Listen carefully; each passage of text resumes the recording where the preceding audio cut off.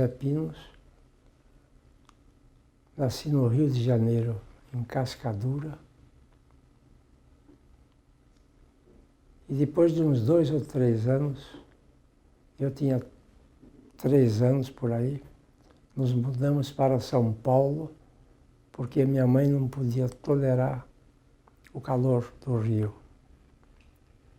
E viemos para morar numa casa também muito humilde, no bairro do Bexiga.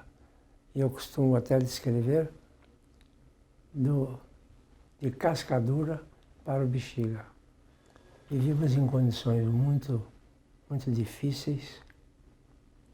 Meu pai era de origem um fotógrafo conceituado, mas aqui não tinha mercado para isso. E ele então foi ser mascate. E depois de mascate, ele conseguiu montar uma pequena alfaiataria.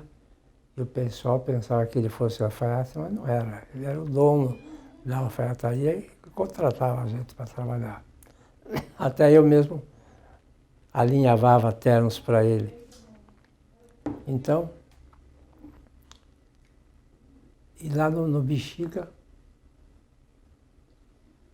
que era uma vida muito boa para mim, com a molecada da rua, onde existiam as chamadas troças, não sei se vocês ouviram falar, a troça da Bexiga. E eu tinha orgulho de pertencer à troça, porque não era qualquer um, da troça do Bexiga. Mas isso não agradava muito meus pais, que tinham por objetivo ter um filho médico. Eu ficava lá com a molecada. Mas também não poderia entrar em escola pública, porque tinha que ter 7 anos.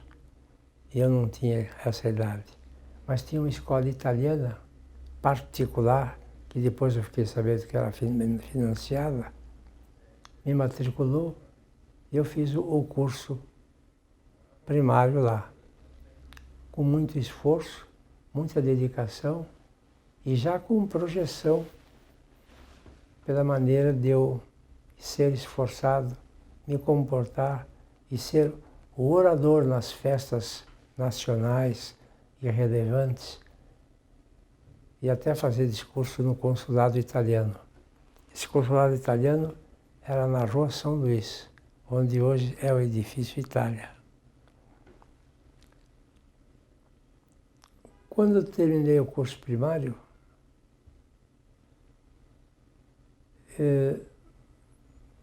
eu fui orientado para fazer o ginásio no colégio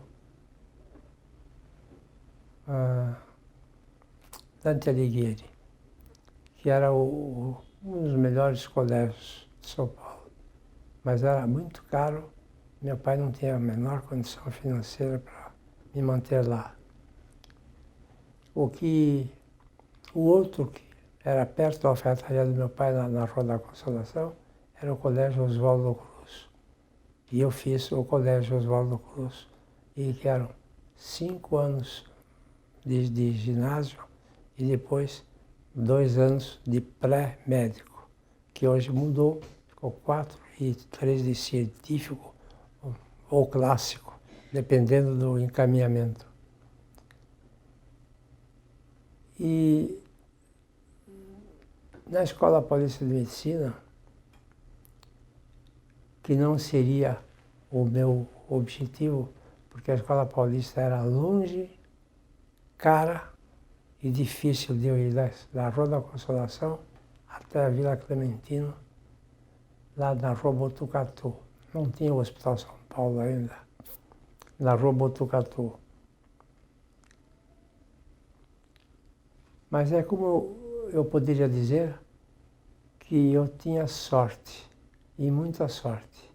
E Deus às vezes me encaminhava para o local onde eu não esperava e não queria ir, e a coisa toda se resolvia maravilhosamente bem, a meu favor, me favorecendo sempre. Na Escola Paulista de Medicina também era paga, era particular. Meu pai não tinha condições de poder pagar as prestações.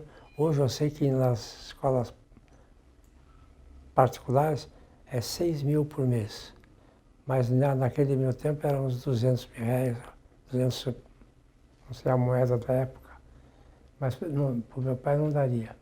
Eu era um menininho, eu entrei, tinha 16 anos na escola, e muito bonitinho, simpático, e eu faço aqui. Isso tudo ajudava. E eu então fui fazer o curso da Escola Paulista de Medicina. Nas férias, eu estudava o dia inteiro. Nas férias, enquanto o pessoal ia para as montanhas ou para as praias, eu não tinha dinheiro para isso, eu ficava no laboratório de anatomia, o tempo todo dissecando e estudando. E, naturalmente, progredindo muito. E o professor titular daquela época era o professor João Moreira da Rocha, que percebia o esforço daquele menino e a dedicação, e os alunos ficavam em volta de mim, que eu contava histórias, e essas histórias eu contei a vida inteira, que eram as minhas viagens. Eu aproveito nesse intervalo para dizer que depois eu fiz 27 países, conferências todas da academia, e me projetei muito após a tese de doutorado que eu fiz na Escola Paulista de Medicina. Então, eu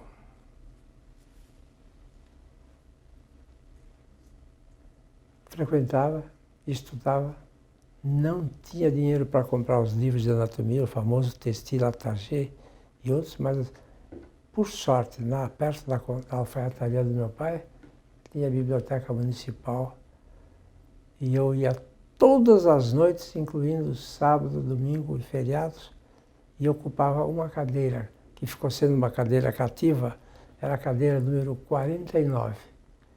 E o pessoal todo lá que frequentava, e que ficamos amigos, porque era geralmente aquele sempre o mesmo grupo, que naqueles horários estavam presentes. E assim eu fui passando de ano em ano. E a biblioteca me conhecia tanto que quando eu passava para o segundo ano, e do segundo para o terceiro e assim sucessivamente, e não tinha possibilidade de estar comprando os livros, eu fazia uma listinha, entregava para o Bedel entregava na secretaria, na diretoria. Em uma semana, a prefeitura tinha comprado aquele volume, aquele livro que eu precisava. Então, eu tive essa sorte, essas facilidades. E a biblioteca tinha um movimento tremendo. E quando a gente chegava lá, tinha uma fichinha assim, com o número da cadeira correspondente que você deveria sentar. A minha era a número 49. Então, quando lotava, a 49 nunca estava disponível, estava esperando que eu chegasse, se eu estivesse atrasado. Mas é excepcional eu me atrasar. Até hoje sou assim. E na anatomia, quando eu fui assistente com o professor Rocha, a aula se iniciava às 7, 15 para 7, não tinha carro, não tinha nada. Invariavelmente eu estava presente. E então, logo que eu passei para o segundo, terceiro ano, eu fui convidado pelo professor Rocha se eu não queria ser monitor de anatomia. É claro que eu aceitei. Então eu ia também nos outros horários para auxiliar os alunos, orientar, e passei a ser monitor. E daquelas dissecções todas, resultaram que eu descobri uma anomalia, descrevi, e o professor Rocha me orientou na execução, na redação do trabalho, e eu ganhei o primeiro prêmio de anatomia e o terceiro do Congresso Geral, que era sobre todas as matérias. E eu tive a alegria de, quando eu terminei de dar a aula, meu pai estava presente na sala. Ele foi assistir. E ele ficava assim, deglutindo as palavras que eu dizia. E ele era um homem extremamente feliz. E o professor Moacir de Freitas Amorim, que era quem presidia a sessão, fez um elogio tremendo, dizendo que ele gostaria que um aluno da turma dele tivesse tido tal desempenho. Eu tinha facilidade para dar aula. E assim eu fui fazendo o curso. E eu passava de ano para ano e tinha as monitoragens. E eu era monitor de todas as matérias por concurso. Você imagine, quer dizer, chamava atenção. E eu, sempre muito vaidoso e muito vaidoso, queria fazer queria aprender tudo. E eu fui monitor da maioria das matérias. Técnica cirúrgica, clínica cirúrgica, terapêutica, clínica médica, clínica do Jairo Ramos e daí para frente. Então vai me perguntar, como é que você se desdobra, como é que você pode fazer tudo isso? Eu também era de terapêutica clínica médica, e a terapêutica era onde hoje é a Caixa Econômica Federal, lá na Praça da Sé. E era sair daqui, ir até lá e depois voltar, era um sacrifício. Além disso, nós tínhamos aula de medicina tropical, que era chamado Hospital de Isolamento, que hoje é o Emílio Ribas, mas eram aulas fantásticas, dadas pelo professor Pereira Barreto. Eram aulas que não daria para perder. E se eu fosse descrever essas aulas, as particularidades e como aquilo me influenciou, não daria tempo suficiente. Mas posso dizer só que eram fantásticos. Em clínica cirúrgica, era o professor Alípio Correia Neto e o professor Bernardo de Oliveira, que era um gentleman, que era um sujeito fino, preparado na Europa, que tinha uma biblioteca extraordinária, não só de cirurgia, mas também de cultura geral. E ele tinha umas sacadas em vários idiomas e que era um deleite a gente assistir. Eu cheguei a ser assistente dele e aprendi muito com todos eles. Mas aí eu estou vendo que tive um ano de relevantes acontecimentos. Mas antes disso,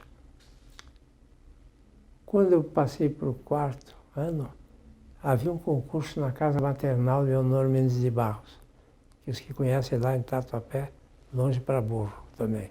Eu ia de bonde. E como eram plantões muito difíceis, eu entrava naqueles bondes abertos, enormes, e ficava no meio das pernas das mulheres, de quem estivesse, e ia cochilando porque não dava para descansar no plantão. Mas eu, que não ia fazer obstetrícia nem ginecologia, quando se abriu o concurso para a Casa Maternal, eu que, com colegas, a gente pegava o bonde na Praça Ramos de Azevedo e subia a Consolação até a doutora Arnaldo, onde era o Hospital de Isolamento. E eu peguei com mais 3 colegas, da mesma turma. E os 3 colegas estavam se preparando para fazer concurso para a Casa Maternal. E, obviamente, o que se usava era o livro do Raul Briquet. Então, eles estavam afiadíssimos. E eu não estava nem ligando, porque não daria tempo de eu fazer a Casa Maternal e cirurgia, e clínica, e terapêutica, tudo isso. E eu não iria ser obstetra. Quando chegou o meu primeiro plano, eu entrei, e os 3 não entraram na Casa Maternal. E eu fiquei com dor na consciência logo do primeiro plantão, que era uma quarta-feira à noite. E eu dizia assim, puxa, mas eu vou fazer a Casa Maternal e estou tirando a vaga de alguém que seria fundamental que estivesse aqui. Mas quando chegou na quarta-feira à noite, deu aquela coisinha assim, eu queria ver como é que era uma Casa Maternal. E fui ao plantão da Casa Maternal, lá no Tatuapé, fazendo o percurso. Na Rua da Consolação, eu andava a pé até a Rua Praça do Patriarca, depois atravessava até a Praça João Mendes, aí eu pegava o bonde e ia para a Casa Maternal. Era um sacrifício danado. Fui fazer aquele primeiro plantão. Quando eu entrei, naquele plantão, ocorreram 20 e tantos partos, com todas as complicações que vocês podem imaginar, que eu não vou referir agora aqui. E vi que aquilo era um manancial de experiências, coisa que eu na Escola Paulista não tinha essa possibilidade. E foi fantástico. Para vocês terem uma ideia, eu que fui para assistir 1 ou 2 plantões, fiquei os 2 anos a que eu tinha direito. E quando terminou os 2 anos, eu estava me formando, nós, para sermos internos, teria que fazer outro concurso. E naquele outro concurso, o que pesaria muito era o conceito. Era uma nota 10 de conceito. E eu tinha essa nota, porque eu era muito esforçado. E como nos partos ocorriam muitas episiotomias e cesáreas, etc., e eu, sendo cirúrgico, eu estava ali.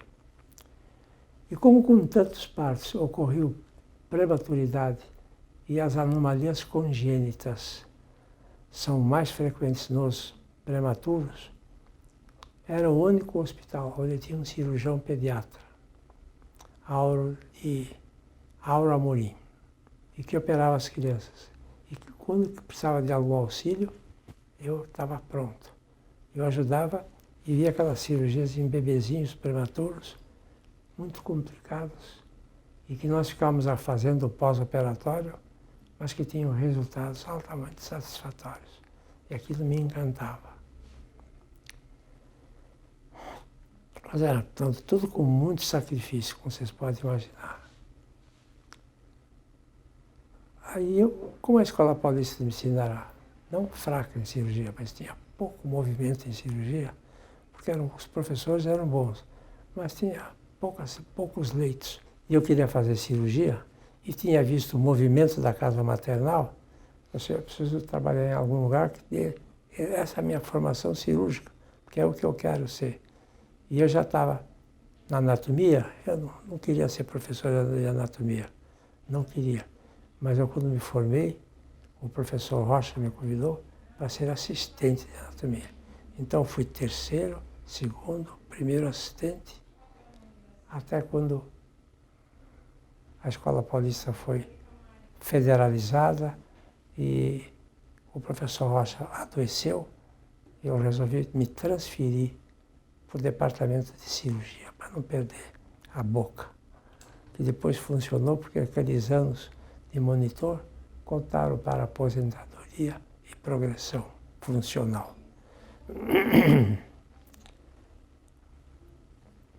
Então fui assistente de anatomia, mas eu queria era a cirurgia. E me disseram, olha, ali perto tem o Hospital Matarazzo, Nossa Senhora Aparecida, que tem um movimento fantástico de cirurgia com cirurgiões do primeiro time, como o Eurico da Silva Bastos, que eu tinha assistido o concurso. Esqueci de dizer que eu ia assistir todos os concursos de doutorado, de livre docência. Isso foi me dando uma experiência só de assistir a arguição e a defesa. E que depois se revelou muito importante, porque eu acabei examinando 62 concursos. E viajei para 27 países. E orientei 20 e tantas teses. Mas eu assisti aquilo com uma avidez. O que eu aprendi lá, vocês não fazem ideia, que não dá para contar os casos. Mas era muito bom. Então, eu queria assistir cirurgias. Mas eu não conhecia ninguém no Hospital Matarazzo. Vocês não conheciam também, né? No Hospital Matarazzo? Não, mas quem trabalhasse lá. Eu também não tinha. Nem para me apresentar, nem nada. Me dirigia ao Hospital Matarazzo sozinho e tinha um porteiro. O porteiro era italiano, o hospital era prevalentemente da colônia italiana. E ele vestido com um chapéu típico do porteiro, o guarda. Eu cheguei e falei para ele, olha, eu sou estudante de medicina, estou indo para o 4º ano, 3º ou 4º ano, eu queria assistir cirurgias, como é que eu faço? Ele olhou para mim, deu uma risadinha e falou assim, vai lá naquele prédio lá do fundo, procure uma freira e repita isso que você falou para mim. Cheguei lá e falei assim, ô irmãzinha, eu já ia com um charme todo. Sabe que eu estou querendo fazer cirurgia, sou aluno da Escola Paulista de Medicina e lá não tem um movimento que pudesse satisfazer a todos. Como é que eu faço? Você suba ao segundo andar, que tem outra freira responsável pelo centro cirúrgico, e converse com ela. Eu não vou repetir porque é exatamente a mesma coisa. Ela olhou para mim, sorriu e falou assim, aqui deste lado são os cirurgiões que vieram da Europa, os italianos. E deste lado aqui está o professor Eurico da Silva Bastos com sua equipe. E eu conhecia porque eu assisti o concurso dele de titular, mas ele não me conhecia, obviamente. E ela, abaixando a voz, como se estivesse trocando um segredo, ela falou assim, entre aqui, que você vai ver. Por mais que possa parecer incrível, essa entrevista, ou essa orientação, essa indicação para eu entrar para ser assistente, assistir às cirurgias do professor Eurico da Silva Bastos, foram fundamentais e decisivas na minha formação de cirurgião e de professor e de tudo. Incrível como é que a coisa se armou nesse sentido. Ele tinha uma equipe grande de cirurgiões e logo no dia ele me recebeu muito bem. O mocinho, olha, você disponha, pode vir aqui. Amanhã mesmo vai ter cirurgia, se puder vir aqui às 7 horas, eu sei que é um horário difícil. Se não, 6h30 eu estava lá. E comecei, faltava um, eu já entrei para instrumentar, outro que não vinha, eu dava anestesia. E fui me fixando aquele grupo. Eles me adoravam e eu a eles muito mais. Quando, coincidentemente, o Hospital Matarazzo abriu um pavilhão de pediatria. Esse pavilhão de pediatria, não me lembro no momento o nome, era um prédio só para crianças. E foi designado para ser o cirurgião de lá o professor Virgílio Alves de Carvalho Pinto. Virgílio Alves de Carvalho Pinto já queria fazer cirurgia pediátrica e vislumbrou lá a possibilidade de desenvolver um serviço. Ele aceitou, mas começou a ter movimento. Ele disse, Pino, você não quer trabalhar lá na cirurgia pediátrica? Eu disse, quero. Então você vai instrumentar ou vai dar anestesia. Só faltava ser faxineiro e eu também aceitaria. E foi assim que eu fui para a cirurgia pediátrica. Veja que incrível como se rodou a vida. Cheguei lá e fiquei encantado novamente com a série. Primeiro o professor Virgílio operava muito bem. E era também um cavalheiro, um gentleman. Ele era irmão do governador de São Paulo, o Carlos Alberto Carvalho Pinto. E fui ficando lá. Aí ele tinha os doentes particulares dele, eu também entrava e ganhava um dinheirinho. E passei a viver a cirurgia pediátrica e me encantei com isso. E o primeiro livro de cirurgia que eu fui comprar foi o de cirurgia pediátrica, do Robert Gross, 1953. Eu esqueci de dizer que eu me formei em 49. Não, foi o primeiro livro. E em 53 também, por circunstâncias ali, eu deixei de ser assistente do professor Virgílio. Mas antes disso, o professor Eurico Bastos, que tinha ficado encantado com a minha dedicação, com a minha qualificação, me perguntou se eu não queria ser monitor de técnica cirúrgica na Faculdade de Medicina da USP. Puxa vida, isso seria o máximo, fazia um imenso prazer, porque eu dissecava muito cadáver, então eu tinha essa facilidade. Eu fui para lá. E quando eu entrei na faculdade, aquelas gozações entre os alunos, alguns que estavam lá, que tinham entrado lá, eu nem fui para Paulista, com aquela gozação de estudantes, perguntaram, então você veio da escolinha, como era vulgarmente conhecida a Escola Paulista, para aprender alguma coisa aqui? Senão vocês se enganaram. Eu estou chegando da Escola Paulista para ensinar vocês algumas coisas. Aquilo que saiu espontaneamente, do ponto de vista moral para mim, lavei a alma com o que eu retruquei. E eu fiquei lá como monitor de técnica há um tempo. O professor Virgílio era assistente da técnica lá também. Ele começou a fazer uma tese e recebeu um convite da Rockefeller Foundation para ir para os Estados Unidos um ano, ficar lá com o professor Robert Gross, que era a maior autoridade em cirurgia pediátrica. E eu fiquei dissecando para o professor Virgílio. Não era só eu, ele tinha o Roberto Vilhena de Moraes, tenho que fazer justiça a ele, e eu era o acadêmico. Mas dissecava muito bem, conhecia tudo aquilo. Então ele viajou e deixou nós dois encarregados de dissecar 50 peças de fetos de recém-nascidos. E nós dissecamos as 50 peças para estudar a inervação da parede anterolateral do abdômen, ou anteroventral, da parede do abdômen de recém-nascidos normais. Quer dizer, que nasciam e naquele tempo a faculdade tinha um serviço de verificação de óbitos, assim como a Escola Paulista depois teve. Então eu tinha um manancial de cadáveres e de fetos para dissecar, estudar, fazer o que eu quisesse. E eu me fixei muito, todo mundo me conhecia, eu frequentava a biblioteca, lá eu conheci o professor Renato Locke, que era um expoente da anatomia, mas ele me conhecia porque nos intervalos de folga eu ia para a biblioteca dele. E numa ocasião, alguém disse: "Ô Zé Pino, você não fica aqui no bar, não vem conversar com ninguém, você não aparece aqui na escola?" Assim, como que não aparece na escola? E eu nunca estou folgado. Se eu não estiver aqui, eu estou na biblioteca. Se eu não estou na biblioteca, eu estou no laboratório.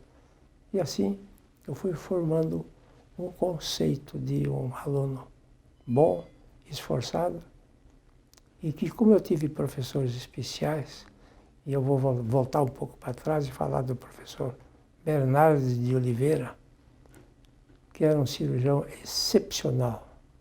Quando a Escola Paulista recebia alguém que vinha de fora para fazer exibição, chamava o professor Bernardes para operar, para mostrar a qualidade da nossa cirurgia. Eu já tinha essa experiência e fui trabalhar nos casos de cirurgia. Mas como eu estou contando, vou repetir, eu não podia continuar nesse sistema, eu fui procurar o professor Bernardes de Oliveira. Falei: "Professor Bernardes, é assim, assado. Você vem para a minha disciplina, o que for de aparelho digestivo, você faz." Puxa, achei fantástico. Aí procurei o chefe da cirurgia de tórax. Falei assim: "Quando for cirurgia de tórax em criança, ninguém gostava, tinha medo de operar criança. Você faz, tá bom?" Fui assim em todas as disciplinas. Pessoal do pescoço, cisto tireoglosso, que fosse, eu faço. Ao mesmo tempo, o Hospital São Paulo passou a ter uma série de leitos para doentes particulares. Eram poucos os leitos, mas eu tinha muito doente. E eu praticamente ocupava aqueles leitos que deveria ser dividido. Isso, obviamente, provocou uma onda de inveja, de ciúmes e de revolta. Eles foram ao chefe da cirurgia, aquele que não era muito meu amigo, e disseram a ele: "Olha, por que só o Pinos pode operar as crianças e nós não podemos operar?" Ele falou assim: "Não, vocês têm razão." E no dia seguinte, quando eu estava escovando para operar uma criancinha, a freira, a madre irmã, falou assim: "Dr. Pinis", ela era de origem francesa, "o senhor não está mais autorizado a operar as crianças sóis." Puxa, como se tivesse caído um cofre na minha cabeça. Nessa oportunidade, eu já tinha alguns anos de dedicação à cirurgia pediátrica, com resultados espetaculares, modéstia à parte novamente. e dedicado. A qualquer hora do dia ou da noite eu ia dissecar veia, ia fazer tudo. E de uma hora para outra cortaram o meu serviço. Aí todo mundo passou a dividir, mas eles dividiam porque queriam operar, mas operavam mais ou menos de qualquer jeito. E pior que isso, não iam fazer o pós-operatório, que era muito importante. E começaram a surgir queixas. E o professor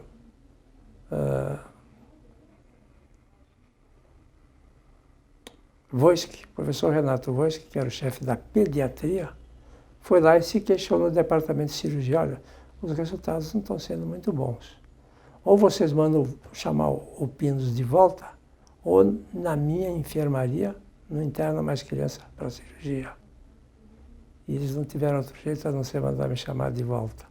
Veja alguns percalços para saber como é que as coisas funcionavam difíceis. Então eu fiquei operando as crianças agora dentro da pediatria. Mas não era da pediatria, porque eu já tinha cantado os outros cirurgiões, praticamente eu fazia toda a cirurgia pediátrica. Isso depois, em 1971.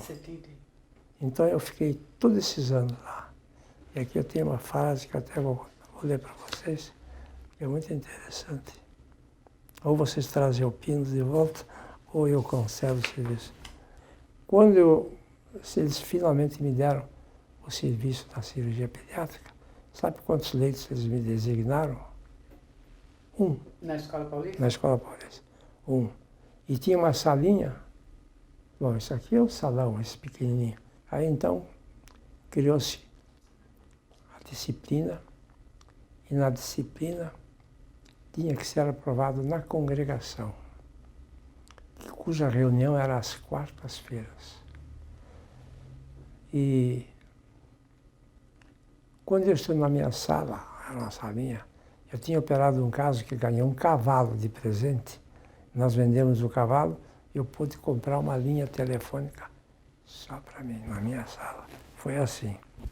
E eu brincava dizendo que eu queria ser professor titular para ter uma saleta minha, um sanitário, uma privada minha, e uma vaga para parar no estacionamento, que era muito difícil. E consegui ser professor, mas o resto eu não consegui.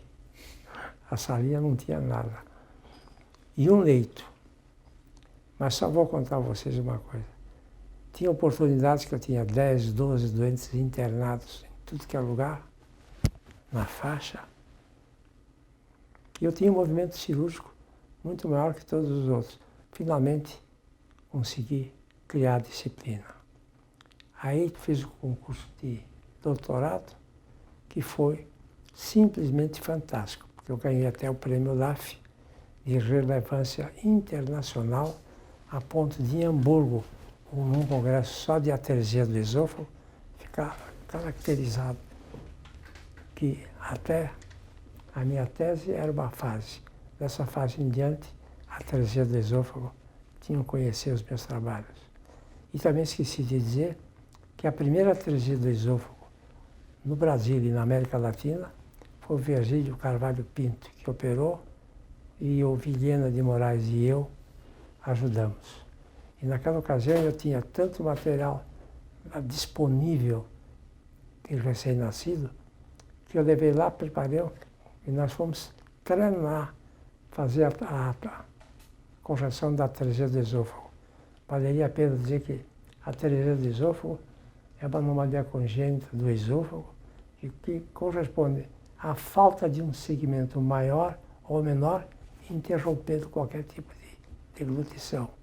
E que se não for operado, o óbito vai ocorrer. E eu, em 72 ou 3, fiz a livre docência por uma disciplina que nem existia e nem tinha chefe.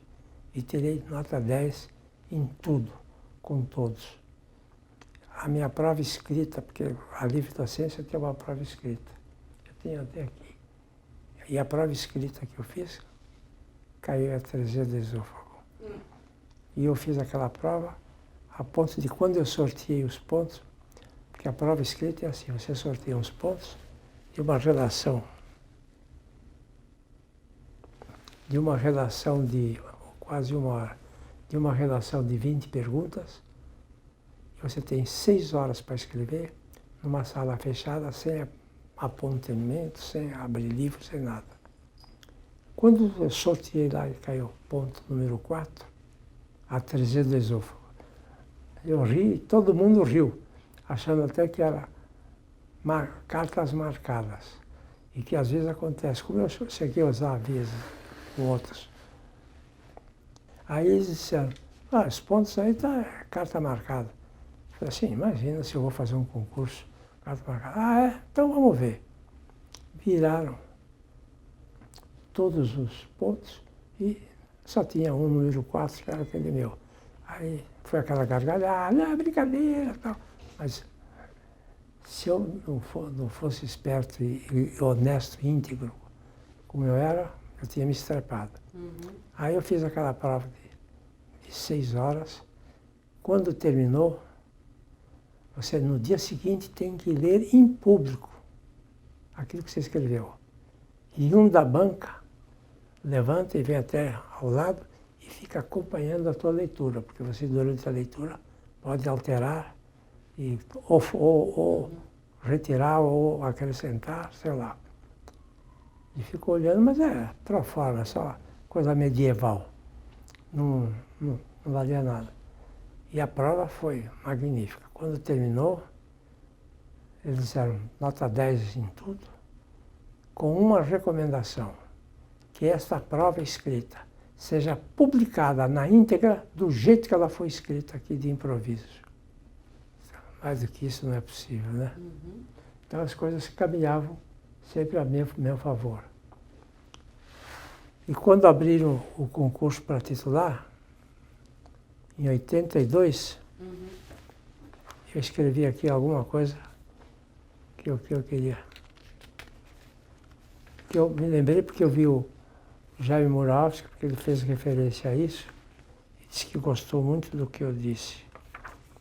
Que a rigor era um dos meus objetivos principais, fazer o concurso para professor titular. Pareceu-me muito tempo, mas pensando bem, o tempo não se conta pelo tempo que passou, mas por aquilo que se fez do tempo. Não se conta pelo que o tempo nos dá, mas pelo que nós damos ao tempo. Nós só possuímos da vida o que demos de si. Isso deu um brilhareco todo especial. Aí o senhor ficou na cirurgia pediátrica de 82 a 96? Aí eu não saí mais. E toda essa minha presença resultou que eu fosse convidado para a World Federation, fosse convidado à Academia Americana de Pediatria. Em 66, organizou um curso nos Estados Unidos e me ofereceu. E aí a coisa foi se multiplicando. E eu cada vez dava aulas mais brilhantes e preparadas. E cada vez mais iam me convidando. E foi assim que eu cheguei nessa situação. Aqui a história do menino Jesus vale a pena continuar, mas não é o momento. Me conta uma coisa, de tudo isso que o senhor me contou, que foi uma saga, né? Hein? É uma saga, né? Qual é a sua conclusão? Valeu a pena? Valeu. Com todo esse sacrifício, eu faria tudo isso de novo, ou mais alguma coisa. Que agora a minha experiência me dita o que eu devo fazer ou não. Então, eu adorei. E a medicina tem que ser feita assim, com amor, com dedicação, porque ela é difícil. Confúcio já dizia, se você escolher bem a profissão, você nunca mais vai trabalhar, porque só vai te dar prazer.